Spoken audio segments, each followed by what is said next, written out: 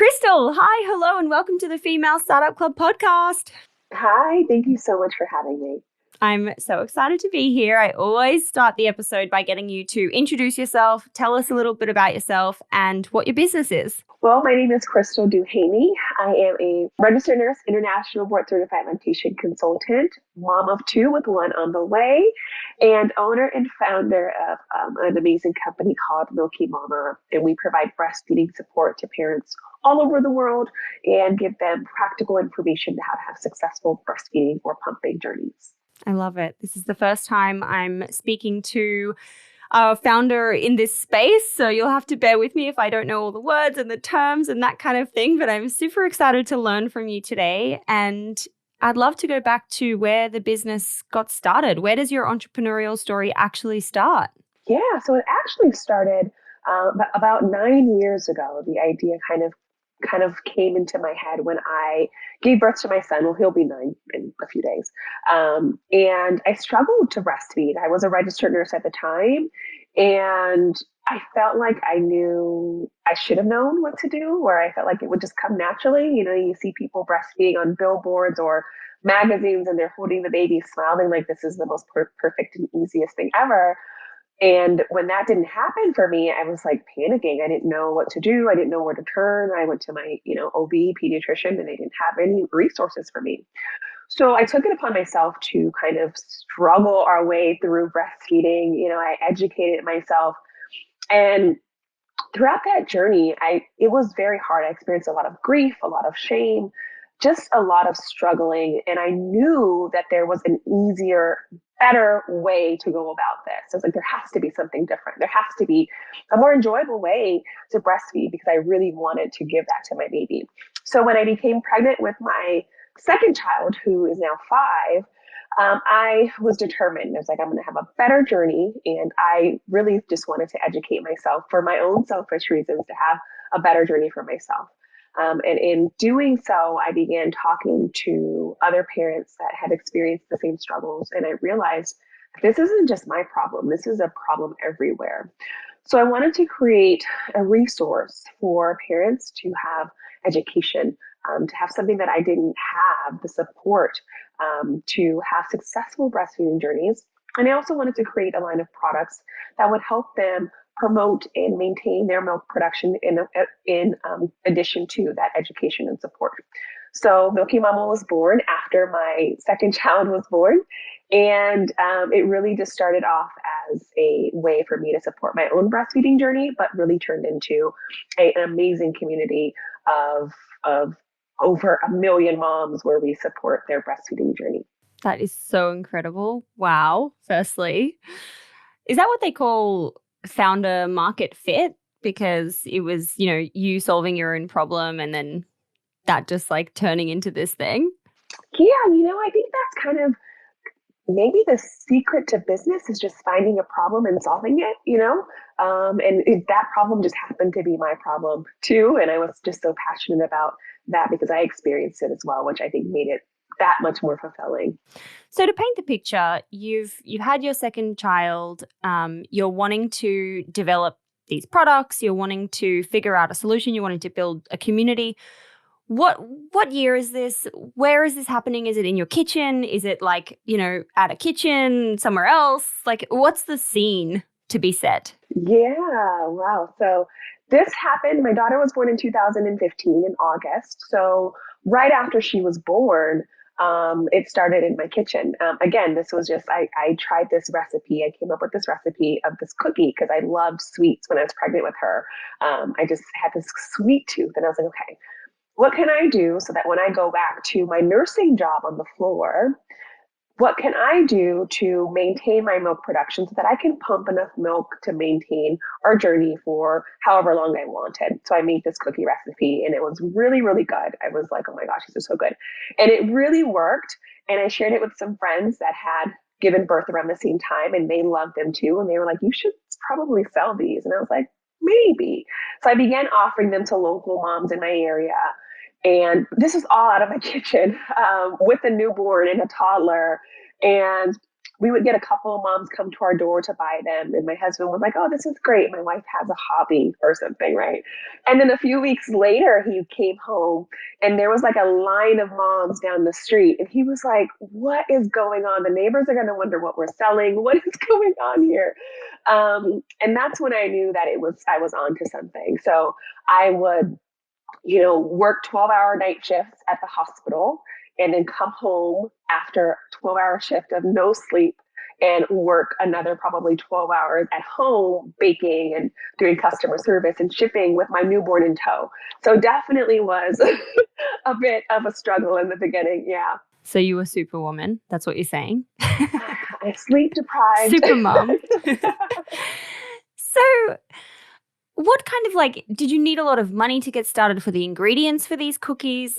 Were you able to make some nice profit, or what was the kind of economics around the cookies in the beginning? Yeah, no, I didn't need a lot of money. I mean, they were just household ingredients that you would get to bake cookies. And so I used just the money that I had in savings. It was probably about $300 just to buy my first round of ingredients.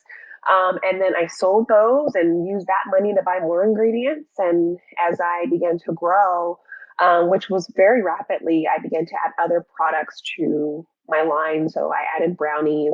I added a tea. I kind of expanded and added much more work to myself than I could handle, but really just kind of testing out the market to see what my customers liked and what they wanted.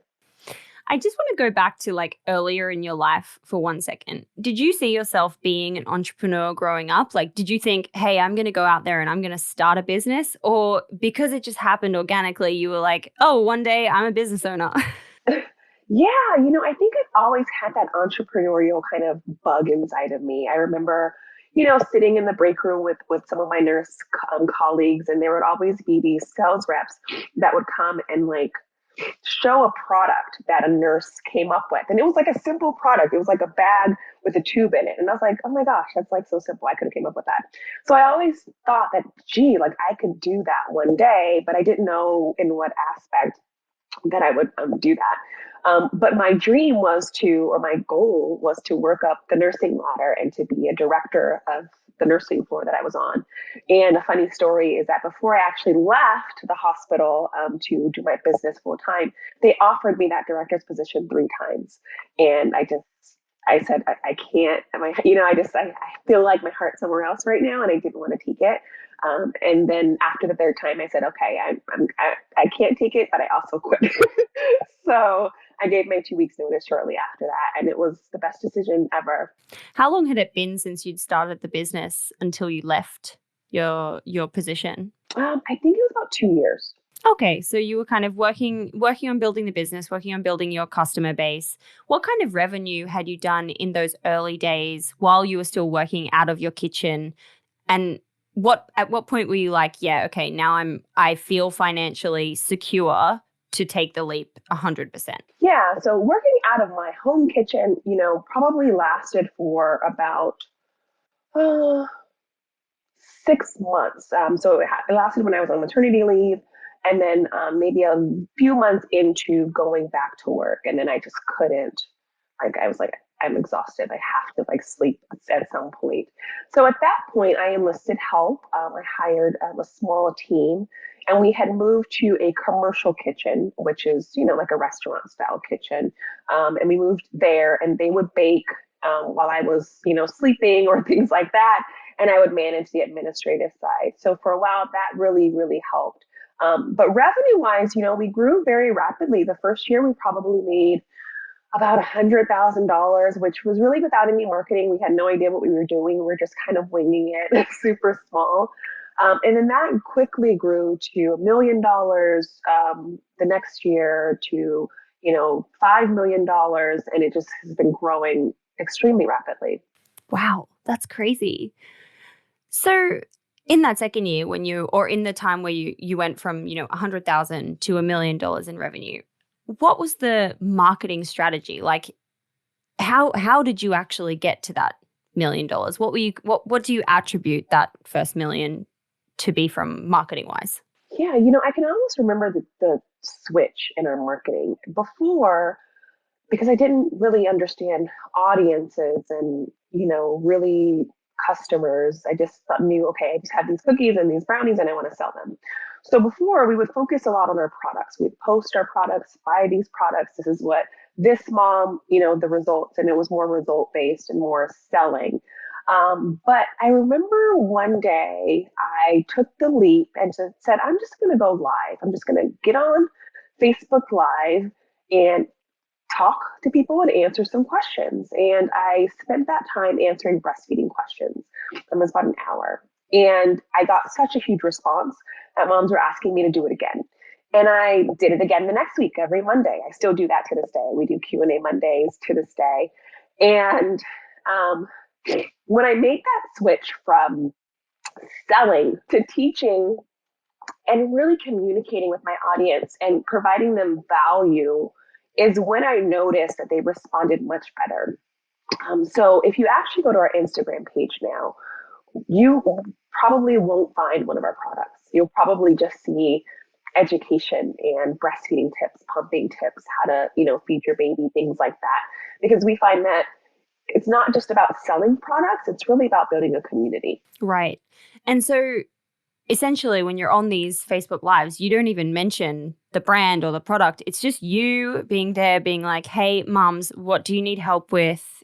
Like, I'm here and I'm ready to answer anything that you need to know. At this point, they know who I am. They know I'm the owner of the company. They know I'm an international board certified lactation consultant. So I do have some expertise in the field. But it's really just a girl chat. We talk and we ask questions and we laugh. And it's just really just me spending an hour of my time, engaging with them, letting them know that there's a human here. And I genuinely care about their well-being and their journey. And that even trickles down even to our email systems and every aspect. We do our best to kind of create a personal touch, not just some automated robotic kind of thing. I'd love to talk a little bit about your email marketing strategy. What's the approach you take there? Who do you use software-wise? What the impact is on owning that audience, that kind of thing. Yeah, so we use Klaviyo, and I absolutely love them. The ability to really create different segments of our audience and really make the relationship really personal is just so valuable for us. So what we do, which I tell a lot of business owners to do too, because it really, really helps. A lot of business owners think that, oh, I don't want to give them information for free. But I'm like, why? Like we literally tell our customers how to not use our products, how to do it right so that they don't need our products. And that just builds trust, because we really care. So I think that doing that in every aspect is so important. So when our customers come to our website or anyone, they'll get a pop-up that says, hey, join our email list. Tell us about you and your baby. So they'll say, I'm breastfeeding or I'm pumping. Breastfeeding, pumping is breastfeeding too, if there's any breastfeeding moms listening. And then how old is your baby? And they'll say, my baby is 1 month or 2 months, however old. And then from there, with that information, we'll send them a targeted email every single month with here's how to breastfeed for your 2-month-old. Then the next month they'll get a 3-month-old, or here's how to pump for a 2-month-old, depending on their journey. They'll also get, which is super popular, they'll also get a certificate every month saying, congratulations, you've been breastfeeding for 2 months. You're doing an amazing job. So those little things just really help create that community and that little family feel to where they're not just getting sales emails all the time. They're actually getting useful information, which not only creates customer loyalty, but it also increases our click rates because our customers look forward to that email every single month. That's a really cool strategy. And I think, strategy is such an ick word to link to it. But, at the end of the day, it is an email marketing strategy. But it's so great to send those like hyper relevant, hyper targeted and things that aren't spammy and annoying and like clogging up your inbox. Yeah, I can really see why that would work. And I can also imagine it's something that's really shareable. They're able to just forward it on to another mom that they've just met or someone else who's going through that same situation. Or they'll share it on Instagram and tag us, and then we'll share it on Instagram. And then moms will be like, how did they get that? And I'm like, oh, join our email list. So it kind of just comes full circle. Right. Totally. When you look back, it's been quite a number of years since you've been going, and you mentioned the first kind of tipping point for you was the Facebook Live videos. When you think about, since then, have there been other key moments of growth or key tipping points where things just really started to snowball and go crazy? I think that really kind of started the snowball. And then from there, continuing to just be a resource. I always say that like when moms think of like breastfeeding, I want them to think of us. And not because, oh, they have amazing products, but oh, if you have questions, go to them. That's what I want to create for us. So that's what we try to create. So I think that because we are constantly showing ourselves and constantly providing information and helping parents and answering questions and really doing our best to make sure we provide that support system, that moms associate that with, oh, if you're breastfeeding, follow them. And they tell their new breastfeeding friends or new pregnant friends. And I think that really helps to continuously build our community. And with that, we've gotten lots of like celebrity, interest, celebrities reach out to us saying, hey, I'm having trouble breastfeeding. I heard about you guys. Can you, help me? And that has really helped too. So I think just being really genuine and really just coming from a place of trying to help people as opposed to trying to sell them something all the time is, I know it sounds backwards because the goal is to sell things, if you own a business, but if you really just create that warm and fuzzy feeling, it really serves us so much better, and it makes us feel better about what we're doing, and it makes us feel better about our community as well. So that has really, really worked really well for us. And I feel like that's just our secret to business. We don't spend money on influencers. Our customers are our influencers, and we don't pay them for that, and it just helps us so much. So That's amazing. You are having a bit of a viral moment at the moment. Let's talk about the video. yes, the video. So yeah, if you haven't seen it, my husband and I, I'm pregnant and I'm probably super emotional right now. And we went to Target and I was just looking at products and I'm like, oh my gosh, this is just so expensive. And I remembered going back to when we had our first son and we were young parents and I was barely a nurse and we're still trying to figure out how to make ends meet and kind of establish our household. And I was like, this is like way more than what we paid back then. And it's a pandemic. And I just got all emotional, like, oh my gosh, like how can people afford this? And so I was like, we have to do something. So we decided to just stuff money in these common baby products like formula, which of course the formula is sealed, everyone. It's not going in the powder. It's sealed so that it's not contaminating anything.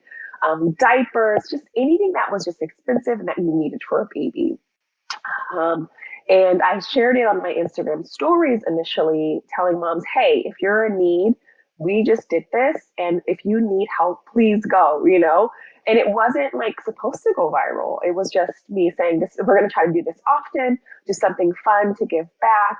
And it just kind of went crazy. And, and it's so unexpected and a little overwhelming, to be honest. Oh my gosh, I'm getting emotional. It's just so cool and so nice. And just for anyone listening, the video, I think, when did you post it? Like, it was a month ago. That was on April 30th. it was a month ago. It's up to 2 million views now on your Instagram. It's got 1 million comments and thousands of things going on there. It's crazy. It's been going crazy. Another page shared it, and I think it's up to 5 million views on their page. It's going insane. And I hope, that when people see that they are inspired to just do something nice for someone. I think that in the world, we're just so focused on ourselves and there's a lot of negativity. And I think that we would all be happier if you just practice kindness every day. Like just find something in the day to just do something kind for someone. And it doesn't have to be monetary. It can just be something as simple as like letting someone over on the freeway instead of trying to say you're not going to steal my spot. I know I've been guilty of that before. Just being kind and letting them over, or opening the door for someone or just something kind so that people know that, hey, we're all in this together. Yeah, even a smile, I feel. Trying to smile at people more often. Right. Well, we're wearing masks here in California, Oh, so yeah, no. we're wearing masks here too. What am I talking about? You know, lol. Gosh. When I hear your story, it's easy to get swept up in being like, oh my gosh, it all just sounds so easy. And, she went from 100,000 to a million to 5 million to, it must be crazy now. But obviously, there are challenges with every business, and everyone faces struggles and times where they think, like, hey, I can't do this. Are you able to share anything that comes to mind, or any struggles that you faced, or challenges that were really tough? Yeah, I think that is a huge misconception. People think that you just wake up and you're a millionaire, or you just wake up and have a successful business. There's been so many literally blood, sweat, and tears have gone into this business. And I remember in the beginning, probably about a year and a half ago, 2 years ago, I had been so stressed out with the business and just trying to make sure everything was working okay, trying to handle everything because that's me. I like to just do it all. And I began to get depressed. I got shingles, which I'm in my 30s and 30-year-olds don't get shingles. I got vertigo multiple times. I was in the ER, and I'm normally pretty healthy. So I just couldn't figure out what was going on. And my doctor said, "Are you under like any stress?" And it was just like, yeah. And I just started crying, and I just didn't know why. And I realized that I had been, every business failure, like if there was a customer that was upset, or if one of our manufacturers didn't send something on time, or whatever, if an employee, made a mistake or anything, I was holding all of that inside and really just, bottling everything up. And so I was having these physiological symptoms of stress, and it was really impacting my business. I wasn't doing lives anymore. I wasn't showing up. And it was got just this kind of this snowball effect. We talked about the snowball effect upward. This one was just tumbling down. And I said, I have to do something. So I focused on myself for a bit. Took some days just to kind of do some, it sounds hokey, but some meditation and some just really some self care and getting my mind in a good place. And I realized that I needed to delegate and that I couldn't do it all. I was a mother, I was a wife, I'm running a business. I can't do everything. And when I delegated and found people that I trusted to delegate to, it really changed everything. My mental health is so much better. I mean, I still have bad days. We all do, right? But that was really a big tipping point for me in the business. And I think that was probably my darkest moment. I mean, now that I'm able to say, okay, we're having a little bit of a crisis here. Let's figure out what we can do. And I have people to brainstorm with and work together with instead of taking all of that on and figuring it out by myself. I'm able to kind of navigate those struggles much better. Yeah, gosh, it can get a bit dark and feels like the overwhelm builds up on you and you don't realize that it's there until something triggers it. Yeah, being a business owner, I think people see the pretty and the sparkly on the outside, they see, oh, she's making this or the cars, and I don't post that kind of stuff, but business owners, they post life, that stuff, but they don't post the other stuff, which I think is kind of doing a disservice because it's not always pretty. It's not easy, and it is definitely a learning experience. And to be the sole business owner, I quit my job as a nurse, my guaranteed paychecks every 2 weeks, that all I needed to do was go to work and I got paid. Now I have to run this business in order to feed my family. I mean, my husband works, but provide for my family and provide for my employees and make sure that they can get paid. It's so much pressure. It's a lot of pressure to make sure that you're successful. So just make sure that you're always focusing on yourself. You can't pour from an empty cup. So make sure that you're always kind of rejuvenating yourself and just taking a moment to take a breath whenever you can. Yeah, I really like that. And I think that self-care, even in small moments and small things, is just so important. And obviously with the pandemic, it's like, I think we've all gotten a little bit better at knowing what that small moment of self-care looks like for ourselves, and the little luxuries of just having a bath or, putting some nice oil on your skin, whatever it is, taking that extra moment in the small moments. Are you able to share where the business is today, how big the team is, what kind of revenue you're doing, what exciting things are in the works, what's next, all the good stuff? So surprisingly, we are a super small team. Excuse me, it's me. I have my operations manager who really handles a lot of the operations and is so helpful, especially now that I'm expecting, I've been under the weather, exhausted, things like that. And she's amazing. She's really picked up kind of the slack lately. And then I have my customer service team who's also lactation consultants as well. So basically anytime you go to our website, you speak to a lactation consultant, which is so helpful. You can call our 800 number for free to get breastfeeding support. So we really wanted to create this amazing resource. And there's only 3 of them. And then we have our shipping team, which is in California as well, and they ship all of our packages for us. And we have our bakery partners that bake products, but our core team is probably just 5 of us. Love that. Amazing. Yeah, we're super tiny. Love that. And where is the business in terms of the growth, and what is what's on the cards, say, for the next 12 months? Yeah.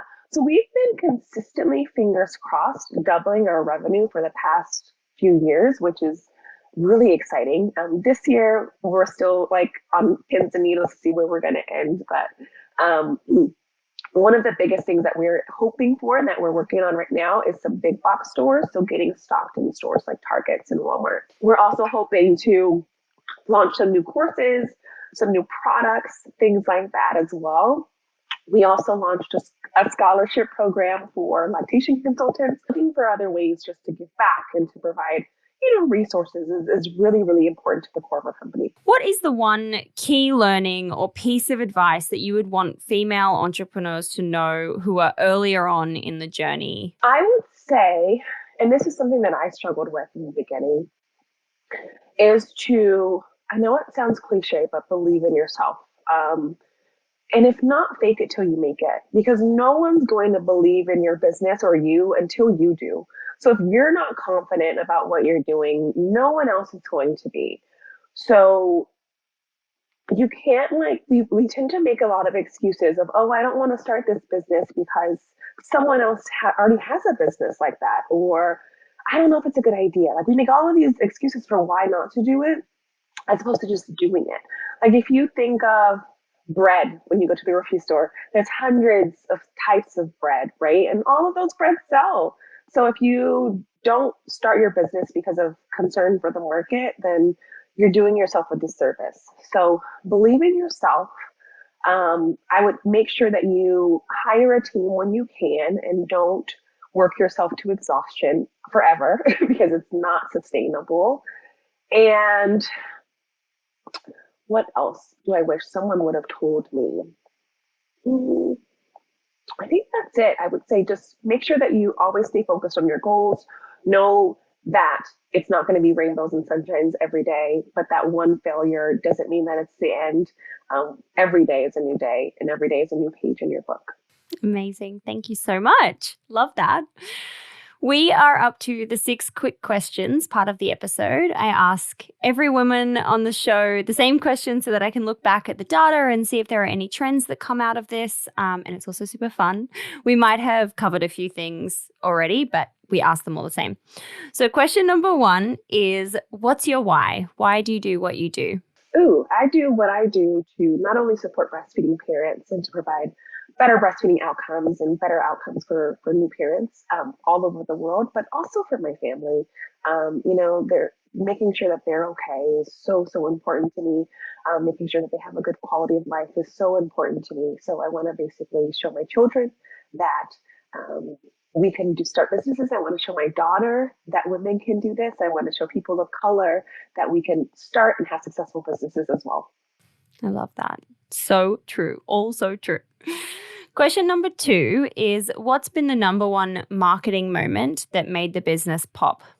We talked about this. I definitely think when we made the shift from selling to educating and nurturing our audience is when we we saw our business start growing. Question number 3 is, where do you hang out to get smarter? What are you reading or listening to or subscribing to that others would benefit from knowing about? Ooh, well, right now I hang out inside because a pandemic. But when I was able to go outside, I loved going to the beach. That's a luxury here in California. I'm not sure if that's everywhere. But if you don't have a beach near you, just going somewhere that you can really focus on your thoughts and have a nice quiet place where you can just kind of decompress. That's where I listen to any of my inspirational podcasts, where I listen to anything that I need at the moment. So I've read lots of business books. Right now, I'm reading a book called Vibrating Higher. And it really just talks about changing your mindset, changing the way that you think about just everything in life, and how it can help really change your entire life. And that's been really helpful for me, especially when we have those bad days, because it's really easy to kind of get stuck in that bad moment. But if you just change your mindset about things, then you can just, like, it just is so empowering to be able to control your emotions and your thought process when those things occur. Yeah, it's so true. I've been on a bit of a mindset journey myself over the past couple of months. My husband and I really committed to meditating first thing in the morning when we woke up and last thing that we did before we fell asleep every single day, no matter what. And as well as reading some kind of mindset books and shifting the way that we were thinking to be, a mindset of abundance and a mindset of gratefulness versus, just getting bogged down when things aren't going to plan, because at the end of the day, obviously we're all good kind of thing, Exactly. I love that. It's so important. Question number 4 is, how do you win the day? What are your AM or PM habits and rituals that keep you feeling successful and motivated and happy? Yeah. So before I got pregnant, I would like to wake up in the morning and probably, do some meditation when the kids are asleep, hubby sleep, everybody sleeps. So around 4 a.m., I would wake up and meditate. I would have a cup of tea, and I might do some yoga or something in the morning. Now, not so much because I'm exhausted all the time, growing a little human. But now I try to get up in the morning, and I try to get up before the kids. If I can't, I try to schedule some time, like, once they're off to school, to really just sit with myself, and try to plan and visualize and plan the day and plan, okay, what are we going to do today? And how are we going to make today a great day? And if I set that intention early, then I find that it's much better than just winging it, because I'm like, no, I already said today's going to be a great day. So when any challenge kind of comes my way, it's so much easier to just kind of let it go and flow, as opposed to like saying, oh my gosh, my day's ruined. So that's one day that I really like to start my day with gratefulness, thanking, whoever you thank, if you're religious, thanking God or whoever, for waking you up, for, I just start my day with thankfulness, thanking for everything that I have. And I find that it's so hard to not be happy when you're thankful. So that's how I start my day. I end my day with dinner, with my kids and my husband, and we put the kids to bed. And we usually like to talk about something that we're thankful for or grateful for, or something good that happened today that made you laugh. And it really just sets the tone for my kids too, so that they can go off to bed with a happy thought, as opposed to, I'm upset because you're making me go to bed or something. So we really try to just instill that in our children too. So we usually like to start our day with thankfulness and gratefulness, and we like to end our day with that as well. I love that. And I love the starting your day by setting your intentions and visualizing what a great day is going to look like and being able to breeze through the challenges. I think that's really key. Yep, it's not perfect. It doesn't happen all the time. Yes, absolutely. That's very true. Question number 5 is, if you had a $1,000 no strings attached grant, where would you spend that money? $1,000. I would probably put that into our scholarship fund, because all of our other expenses, business wise, are covered. We're pretty good there. Our scholarship fund is fairly new, So I'd probably just invest it into there so that we can hopefully offer more scholarships in August when our scholarship opens. Love that. And question number 6, last question, is how do you deal with failure? What's your mindset and approach when things don't go to plan? When things don't go to plan, I do my best to remain focused and to not get emotional about it. Because for me personally, and everyone may handle these things differently, but for me personally, I can really kind of my mind can lose focus when I'm thinking about things emotionally, and I can start to lose focus on the actual facts and just kind of blow up because I'm just emotional about it. Yeah. So if I try to remove the emotions or even give myself the grace to emotionally deal with it for a moment, like I'm going to give myself 20 minutes to be upset or sad or something about this, and then I'm going to come back and focus on it. So at least I'm giving myself the grace to experience those emotions instead of bottling it up. And then I can think about it rationally and say, okay, what can we do about this? Can we do anything about this? And who do I need to help me, if anyone? And then developing a game plan of that, and just remembering that every day is a new day, that today may suck, tomorrow is a blank page, and that this isn't forever. So just keeping that in mind really helps to create some finality to some of the challenges as opposed to thinking that, they're going to be here for until the end of time. Love it. Krystal, thank you so much for taking the time to be on the show today and share your story and what you're building for women all over the world. It's just so amazing and so remarkable. Thank you so much. Thank you so much for having me. It was really a pleasure.